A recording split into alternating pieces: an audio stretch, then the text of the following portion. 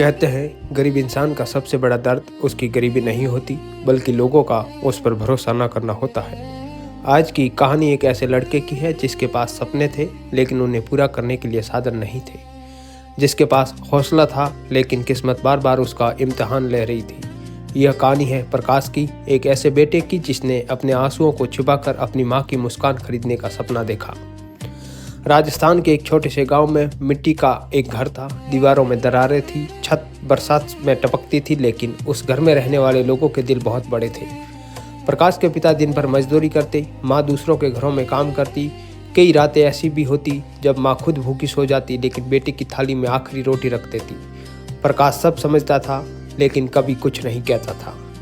एक दिन शिक्षक ने पूरी कक्षा में पूछा, शिक्षक बच्चों से कहता है, बच्चों बड़े होकर क्या बनना चाहते हो? किसी ने कहा डॉक्टर तो किसी ने कहा इंजीनियर।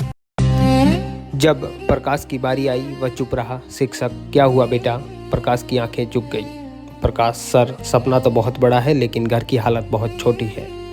पूरी कक्षा शांत हो गई। शिक्षक उसके पास आए, उसके कंधे पर हाथ रखा और बोले, बेटा गरीब पैदा होना तुम्हारी गलती नहीं लेकिन हार मान लेना तुम्हारा फैसला होगा। यही वाक्य उसकी ज़िंदगी बदल गया। अब हर दिन प्रकाश की नई परीक्षा होती। सुबह 4 बजे उठना, मजदूरी करना, फिर स्कूल जाना और रात को गांव में स्ट्रीट लाइट के नीचे बैठकर पढ़ना। कई बार ठंड से उसके हाथ पैर कांपते लेकिन किताब कभी बंद नहीं होती। लोग हंसते थे, अरे मजदूर का बेटा अफसर बनेगा। वह सिर्फ मुस्कुरा देता क्योंकि उसे पता था जवाब शब्दों से नहीं कामयाबी से देना है।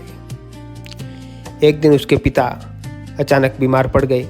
घर की कमाई रुक गई, दवाइयों के पैसे नहीं थे। प्रकाश ने अपनी किताबें उठाई और उन्हें बेचने के लिए बाजार की ओर चल पड़ा। तभी पीछे से माँ की आवाज़ आई, बेटा किताबें बेच देगा तो सपने कहाँ पड़ेगा?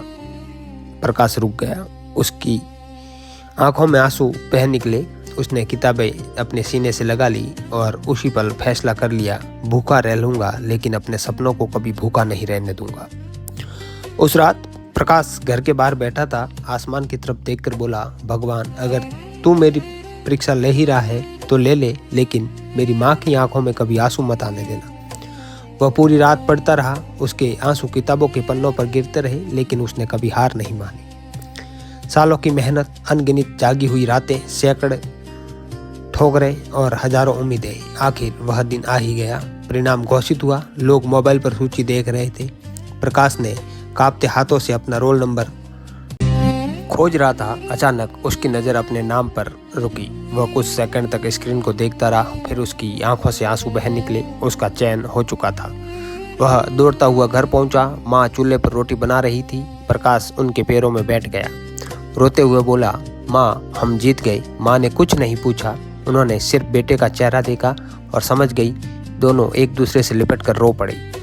उस दिन उस छोटे से घर की दीवारें भी खुशी की गवाह बन गई। कुछ महीनों बाद वही लड़का जिसके पास कभी चप्पल तक नहीं थी, आज सम्मान के साथ मंच पर खड़ा था।